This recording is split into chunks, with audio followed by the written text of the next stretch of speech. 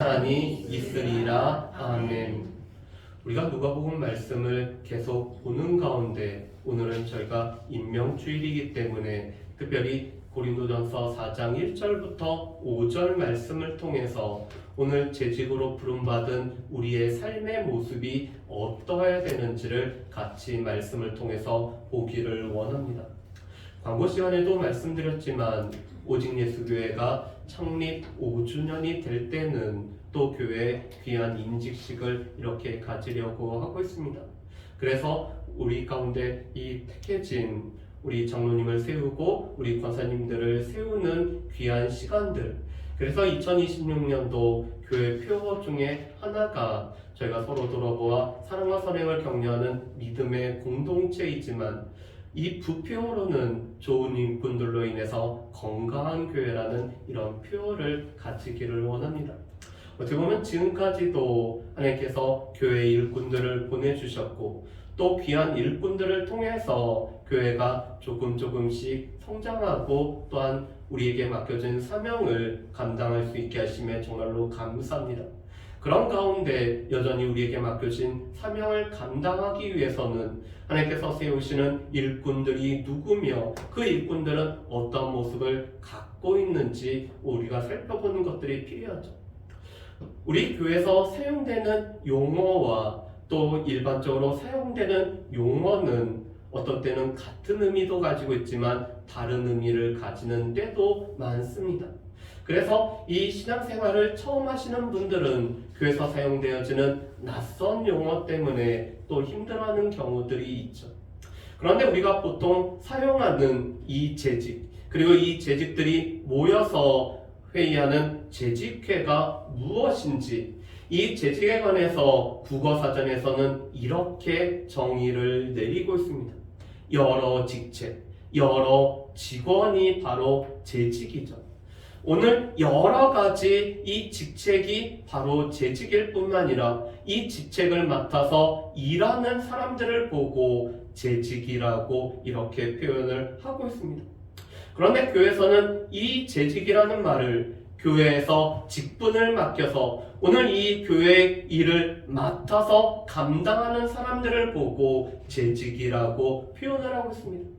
그렇다면 우리가 감당하는 교회의 여러 가지 일들, 찬양을 하고 반주를 하고 이 안내를 하고 또한 헌금위원으로 섬길 뿐만 아니라 또 교회의 여러 가지 봉사일을 감당하는 우리 모두가 주님께서 이 직무를 맡겨주신 재직이라고 할 수가 있을 것입니다. 그렇지만 교회에서는 특별히 교회에서 허락한 직분을 맡은 자들을 보고 재직이라고 이렇게 표현을 하죠. 그래서 우리들의 이 세워진 집사님들과 또한 권사님들과 장로님들을 일컬어서 재직이라고 이렇게 표현을 합니다. 그런데 고린도전서 4장 1절 말씀에 보면은 이 재직의 분명한 의미를 두 가지로 말씀을 하고 있습니다. 여러분 4장 1절 말씀을 보면은 바울은 이 하나님의 사역자일 뿐만 아니라 동역자였는데 고린도 교회 성도들에게 우리는 그리스도의 일꾼이요 하나님의 비밀을 맡은 자라라고 오늘 설명을 하고 있죠. 여러분 재직은 과연 어떠한 사람일까요? 여러분 재직은 그리스도의 일꾼입니다. 그리고 재직은 하나님의 비밀을 맡은 자죠. 오늘 이 재직은 이미 하나님께서 비밀을 허락하셨고 그 비밀을 맡은 자가 바로 이 재직이라고 오늘 불려지고 있습니다. 여러분 그렇다면 이 그리스도의 일꾼이라는 것은 어떤 의미를 가지고 있을까요? 여러분 이 일꾼이라는 단어는 둘로스라는 단어, 그래서 영어 성경에 보면은 servant라는 내지는 slave라는 단어로 번역이 되고 있습니다. 다시 말해서 종이라고 이렇게 불려지고 있죠. 여러분 지금은 이 종과 노예가 없는 시대이지만 바울이 살았던 당시에는 노예가 사회의 기반이 되는 시대에 살고 있었습니다. 그래서 이 노예가 어떠한 존재, 종이 어떠한 존재인지를 바울은 너무나 잘 알고 있었죠. 여러분 이 종은 주인이 있고 그 주인에 의해서 모든 것이 주관되는 존재가 바로 이 종이었습니다. 여러분, 이 주인은 이 종을 소유로 삼고 있었죠. 그래서 그리스도의 일꾼이라는 것은 그리스도의 소유가 된 자, 오늘 그리스도께서 종으로 삼은 자가 바로 이 재직이라고 말씀을 하고 있습니다. 여러분, 그렇기 때문에 이 종에게 있어서는 주인이 전부였습니다. 이 주인이 자신의 생사 여부를 결정할 뿐만 아니라 오늘 이 주인의 뜻에 따라서 모든 것을 해야 되는 존재가 바로 이 종이었죠. 그런데 바울은 이 재직은 그리스도의 종이기 때문에 그리스도께서 주인이 되시고 이 그리스도의 소유로 그 주님께서 우리의 생명과 우리의 모든 것을 좌우하시는 분이시기 때문에 주님의 뜻에 따라서 우리의 모든 것을 하는 사람들이 바로 재직 그리스도인의 일꾼이라고 이렇게 말씀을 합니다. 두 번째로 바울은 이 재직은 하나님의 비밀을 맡은 자라고 말씀하죠. 여러분, 이 맡다라는 단어는 실은 청지기, 그래서 이 공동번역과 새번역 성경에서는 관리인이라고 이렇게 번역을 하고 있습니다.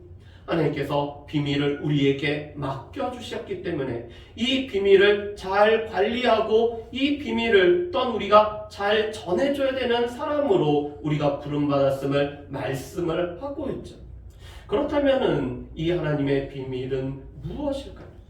여러분, 이 비밀이라는 단어, 이 헬라어로 미스테리온이라는 단어는 전에는 알려지지 않았지만 이제는 그 뜻이 드러난 것을 보고 비밀이라고 말하고 있습니다. 그래서 이 하나님의 비밀이라는 것은 그리스도 안에 마침내 드러난 하나님의 구원의 계획이 바로 이 비밀이죠. 여러분, 구약 성경에서는 메시아가 오셔서 그 메시아가 오심으로 말미암아 우리가 구원을 받을 것을 이 시간이 흘러가면서 점점 명확해지고 있었습니다. 그런데 그리스도께서 오셨고 그 그리스도께서 약속된 메시아일 뿐만 아니라 이 예수를 믿음으로 말미암아 우리가 구원을 받고 의롭게 된다라는 이 하나님의 뜻이 온전하게 드러났죠. 그래서 전에는 감추었었지만 예수 그리스도로 인해서 예수 그리스도 안에서 완전히 드러났기 때문에 이것을 보고 비밀이라고 말하고 있습니다. 여러분, 이 비밀이라는 것은 다른 사람들이 모르는 나만이 가지고 있는 것들을 보고 비밀이라고 하죠. 그런데 바울 당시에도 우리는 비밀을 가지고 있다. 이 또한 천국의 비밀을 가지고 있다라고 지금도 주장하는 사람들이 많습니다. 그렇지만 하나님의 비밀은 예수 그리스도 안에 온전히 드러난 하나님의 구원의 계획이 바로 이 하나님의 비밀입니다. 그리고 이 비밀을 맡은 자가 바로 청지기로 부름받은 우리라고 말씀을 하고 있죠. 그들이 바로 오늘 교회 일꾼인 재직이라고 말씀을 하고 있습니다. 여러분, 그런데 이런 청지기 모습을 잘 보여주는 사람이 있습니다. 우리 창세기 39장 말씀을 보면은 요셉이 나오고 있죠. 여러분, 요셉은 형들에 의해서 이 미디안 상인들에 팔려 애굽의 노예로 갔습니다. 그리고 그는 보디발의 노예로 오늘 보디발의 집에서 일하고 있죠. 그런데 보디발이 하나님께서 요셉과 함께 하시는 모습을 보고 이 요셉을 청지기로 삼고 있습니다. 창세기 39장에서는 그런 요셉을 가정총무라고 이렇게 일컫고 있죠. 여러분, 그런데 이 청지기 가정총무는 주인의 재산을 관리할 뿐만 아니라 또 다른 이 종들에게 이 재산을 분배하고 먹을 것과 모든 것들을 나눠주는 일을 하는 사람이 바로 이 청지기였습니다. 그런데 그런 청지기로 우리를 부르셨음을 말씀하죠. 우리는 주님의 일을 맡은 자, 오늘 주님의 집을 맡은 자, 이 주님의 집을 관리하고 또한 섬기는 자로 우리가 부름받았고 그것이 바로 재직이 갖고 있는 뜻임을 우리가 알 수가 있습니다. 그래서 재직이란 무엇보다도 그리스도를 주인으로 삼는, 그리스도를 주님으로 삼는 그리스도의 종일 뿐만 아니라 오늘 하나님의 집을 맡은 청지기가 바로 이 재직이라고 말씀하죠. 그런 이 재직에게 요구되는 것은 충성이었습니다. 여러분, 우리 2절 말씀을 보면 이렇게 됐죠. 그리고 맡은 자에게 구할 것은 충성이냐. 여러분, 이 재직에게, 오늘 이 주님의 일을 맡은 청지기에게 구하는 것은 충성이라고 말씀합니다. 여러분, 그런데 이 충성이라는 단어는 영어 성경에 보면은 peaceful이라는 단어로 번역이 되고 있죠. 이것은 주께서 맡겨주신 이 비밀의 신실한 태도를 말하고 있습니다. 오늘 우리 가운데 구원의 은혜를 우리가 알고 이 구원의 은혜를 맡은 자로 신실하게 살아가기 때문에 오늘 믿을 수 있고 믿음직한 자들이 바로 이 재직일 뿐만 아니라 재직의 삶은 이런 충성됨이 우리 삶 가운데 있어야 된다라고 말씀을 하고 있죠. 그렇기 때문에 이 재직으로서 오늘 청지기로서 부름받은 우리에게는 4가지 의식, 4가지 자세가 우리 가운데 필요합니다. 첫 번째로는 우리 자신에 대한 분명한 정체성에 대한 의식이 우리 가운데 필요하죠. 무엇보다도 우리가 주인이 아니라는 것들을 우리는 알고 있어야 됩니다. 우리는 그리스도의 종으로 부름받았고, 우리는 그리스도의 일꾼으로 부름받았고, 또한 우리는 청지기로 부름받았다라는 나에 대한 정체성을 분명히 하는 것이 우리 가운데 필요하죠. 그래서 성경에서는 먼저 우리가 누구인지 늘 말씀을 합니다. 그리고 나서는 그 정체성에 맞는 삶을 살아가라고 말씀하죠. 그런데 그리스도의 일꾼인 우리가 그리스도로부터 부름받은 일꾼이라는 이런 정체성을 먼저 분명히 하는 것이 우리 가운데 필요합니다. 두 번째로는 그런 우리에게 주님께서 일을 맡기셨기 때문에 이 일을 맡은 사명을 받은 사람이라는 사명의식이 우리 가운데 있어야 되죠. 오늘 주님께서는 주의 일을 위해서 이 하나님의 비밀을 우리에게 맡겨주셨습니다. 우리는 이 사명을 맡은 자로서 이 사명을 감당하도록 우리가 부름을 받았기 때문에 우리에게는 이 사명의식이 필요합니다. 세 번째로는 이 사명을 온전히 감당하기 위해서 우리에게 주신 이 힘과 또한 재능과 우리에게 주신 은사를 통해서 이 사명을 감당하는 이 노력과 의지가 우리 가운데 있어야 되죠. 무엇보다 주님은 우리를 주의 일로 부르셨기에 이 일을 온전히 감당할 수 있는 이런 책임의식이 우리 가운데 필요합니다. 마지막으로 이 일들을 통해서 오늘 주님이 영광을 받으시고 오늘 주님의 집인 교회가 유익이 되고 덕이 세워지는 이런 목적을 우리가 갖고 살아가야 될 뿐만 아니라 이런 목적의식이 우리 가운데 있어야 되죠. 그래서 청지기의 이 충성된 모습이란 먼저 내가 주님으로부터 부름받은 일꾼과 청지기라는 것을 분명히 할 뿐만 아니라 이 청지기인 나에게 주님께서 사명을 맡기셨고 이 사명 감당하기를 주님이 원하시기 때문에 나에게 주신 은사와 재능을 통해서 주의 일을 온전히 감당할 뿐만 아니라 이 일을 통해서 내가 드러나는 것이 아니라 하나님이 드러나고 하나님의 영광이 나타나며 교회의 유익이 되기를 소망하는 것이 우리의 삶에 필요한 것임을 우리가 알 수가 있습니다. 그런 청지기로 우리를 부르셨죠. 그런데 바울은 3절에 갑자기 이 고린도 교회의 판단과 또한 다른 사람들의 판단과 또한 내가 내 자신을 자책하지 않는다는 말을 하고 있습니다. 여러분, 우리 3절과 4절 말씀을 우리 같이 한번 읽어보실까요? 3절과 4절 말씀을 같이 읽겠습니다. 너희에게나 다른 사람에게나 판단받는 것이 내게는 매우 작은 일이라. 나도 나를 판단하지 아니하노니 내가 자책할 아무것도 깨닫지 못하나 이로 말미암아 의롭다함을 얻지 못하노라. 다만 나를 심판하실 이는 주시니라. 아멘. 여러분, 고린도 교회는 하나님의 은사가 풍성했던 교회가 바로 이 고린도 교회였습니다. 또 이 고린도 교회는 이 하나님께서 주신 지혜와 오늘 또한 이 수사학이 발달했던 교회가 바로 이 고린도 교회였습니다. 고린도 교회 자체가 그리스에 오늘 속해 있기 때문에 이 그리스에서 중요해야 하는 이 지혜와 또 웅변수를 그들 가운데는 높이 삼고 있었죠.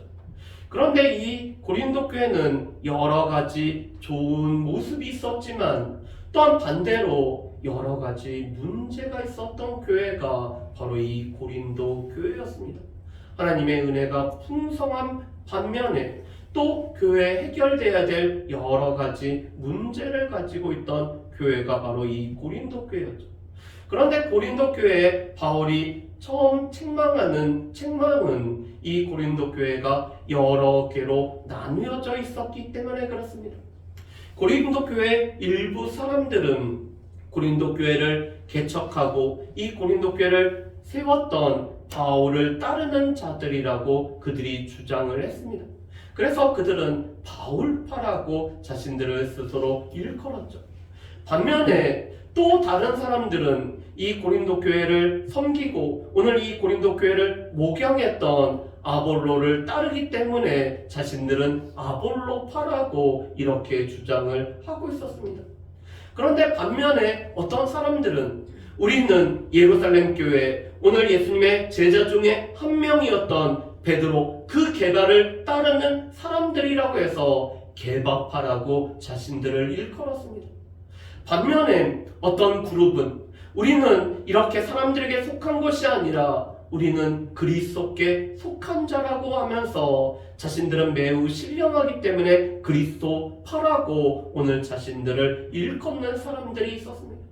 여러분, 그런데 이것은 바울이 나를 따르라, 아볼로가 나를 당신들은 쫓아야 됩니다라고 해서 생겨난 것이 아니라 오늘 그들 가운데 마음이 맞는 사람들이 오늘 그들의 자식이 중심적인 생각 가운데 우리 함께 모인 사람들이 이렇게 파당을 구성한 것이 고린도 교회의 문제였습니다. 그런데 바울은 이렇게 얘기하죠. 바울과 아볼로가 과연 무엇인가? 바울은 오늘 심었고 이 아볼로는 물을 주었고 오늘 심는 역할과 물을 주는 역할을 한 것뿐이고 이 고린도 교회를 자라게 하신 분은 오직 하나님이 자라게 하셨다라고 고백을 하죠. 그리고 나와 아볼로는 하나님의 사역자고 하나님의 동역자라고 이렇게 말하고 있습니다. 여러분, 그런데 이렇게 사람들이 고린도 교회에서 나누어졌던 이유 중에 하나는 그들이 가지고 있는 판단 때문에 그랬습니다. 오늘 그들은 자신들이 가지고 있는 판단 기준을 가지고 오늘 사람들을 보고 있었죠.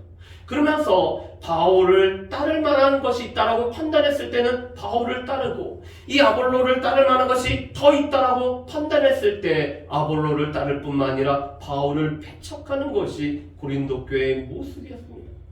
특별히 고린도 교회 성도들이 보기에 바울은 따를 만한 것이 별로 없는 것처럼 느껴졌습니다. 바울의 지식과 이 바울의 지혜가 많은 것처럼 보였지만 이 외적인 모습은 볼품없을 뿐만 아니라 이 안질로 인해서 어려움을 겪고 있었고 때로는 이 바울은 간질로 인해서 발작을 했기 때문에 또 말에 어눌한 이 바울의 모습은 수사학을 최고의 학문으로 치고 있던 고린도 사람들에게는 바울을 따를 만한 것이 없다라고 생각했습니다. 그래서 이러한 판단으로 바울을 배척하고 아볼로를 배척하고 또 다른 사람들을 배척했던 것이 바로 이 고린도 교회의 문제였죠. 그런데 바울은 너희와 다른 사람들에게 판단받는 것이 내게는 작은 일이라고 오늘 말하고 있습니다. 너희가 이 자식의 중심적인 생각을 가지고 나를 판단하고 있지만 그것은 나에게 별로 중요하지 않다라고 여기고 있죠. 그뿐만 아니라 바울은 자신도 자신을 스스로 판단하지 않을 뿐만 아니라 자책하지 않는다라고 말하고 있습니다. 여러분, 이 판단하고 자책한다는 말은 우리가 영적인 분별력을 가지고 분별하고 하나님께서 우리에게 주신 이 이성을 가지고 잘 생각하고 또한 판별하는 것을 뜻하지 않습니다. 오늘 자기 생각을 가지고 오늘 이 교만한 마음을 가지고 서로를 배척하기 위해서 판단하는 것이 오늘 말씀의 이 판단한다라는 뜻이죠. 그렇다면 바울은 왜 그런 말을 할까요? 먼저는 4절의 말씀을 우리가 조금 더 자세히 봐야 됩니다. 여러분, 4절 말씀은 이렇게 되죠. 내가 자책할 아무것도 깨닫지 못하나 이로 말미암아 의롭다함을 얻지 못하나. 여러분, 이 바울은 스스로 자책할 아무것도 깨닫지 못했습니다. 여러분, 실은 우리가 예배 드릴 때마다 한 주를 돌아보면서 또 우리가 하나님의 은혜에 감사할 뿐만 아니라 또 한 주 동안 우리가 혹여나 하나님 보시기에 합당하지 않은 죄악을 범했는지를 우리가 살펴보죠. 그런데 바울은 하나님의 말씀에 자신을 비추어 보고 또 하나님의 말씀을 지키기를 소망했을 뿐만 아니라 오늘 그리스도 예수를 표대로 삼고 구원을 이루기 위해서 살아가는 자신의 삶을 볼 때 자신 가운데 오늘 자책하고 책망할 것이 없는 것을 바울은 발견을 합니다. 그렇지만 바울은 그렇다고 해서 이것이 나를 의롭게 하는 것은 아니라고 말하죠. 여러분, 바울은 우리가 의롭게 됨을 분명히 말했습니다. 우리가 의롭게 되는 것은 하나님께서 우리에게 은혜를 주심으로 말미암아 우리가 믿음으로 우리가 예수 그리스도를 우리의 구주로 모셨을 때 우리는 의롭다함을 받는 것이죠. 우리가 의롭다함을 받는 것은 우리가 행위로 뭔가를 해서 우리가 자책할 만한 것이 우리 가운데 없기 때문에 우리가 의롭다함을 받는 것이 아니라 오직 은혜로, 오직 믿음으로, 오직 예수 그리스도로 말미암아 우리가 의롭게 된 것을 바울은 4절에서 분명히 말씀합니다. 그래서 내가 스스로 자책하지도 않고 또한 내 자신을 판단하지도 않고 이 판단하지 않는 것은 이 자책하는 것으로 우리가 구원을 받는 것은 아니기 때문이라고 바울은 말하고 있죠. 그러면서 우리를 온전히 판단하시는, 우리를 정확하게 판단하실 분은 우리의 주님이 되시는 예수님만이 우리를 판단하시는 분이 됨을 말씀하죠. 특별히 예수님은 우리의 주님이시고 주인이시기 때문에 그 주인의 종을 판단할 권한은 주인이신 예수님에게만 있는 것이죠. 그런데 우리가 서로를 판단하면은 그 주님이시고 주인이신 예수님이 판단하는 것을 우리가 대신 판단하는 것이라고 오늘 바울은 말하고 있습니다. 그러면서 그 주님은 다시 오실 것이고 다시 오시는 날에는 우리의 모든 것을 드러내시고 우리를 심판하는 심판의 주가 되신다라고 말씀하죠. 여러분, 5절에 이렇게 말씀합니다. 그러므로 때가 이르기 전 곧 주께서 오시기까지 아무것도 판단하지 말라. 그가 어둠에 감추인 것을 드러내고 마음의 뜻을 나타내시리니 그때 각 사람에게 하나님으로부터 칭찬이 있으리라. 아멘. 여러분, 5절 말씀해 보면은 우리는 이 초림과 재림 사이에 우리가 살고 있는 사람들임을 말씀을 합니다. 여러분, 우리는 예수님이 이미 오셨고 그 예수님은 다시 오실 것을 약속하셨기 때문에 우리가 다시 오실 예수님을 기다리는 사람들입니다. 그런데 그 예수님이 오실 그때까지 우리는 우리의 생각을 가지고 우리 교만한 마음을 가지고 우리가 판단하는 일을 우리가 하지 말아야 될 것을 말씀을 하고 있죠. 왜냐하면 주님이 오셔서 어둠에 감춘 것을 드러내실 뿐만 아니라 또 주님은 우리의 마음의 생각을 나타내시는, 그래서 우리는 그 주님 앞에서 우리의 모든 것을 주님 앞에 다 고하는 사람이 되기 때문에 그 주님 앞에 모든 것이 드러남을 말씀을 합니다.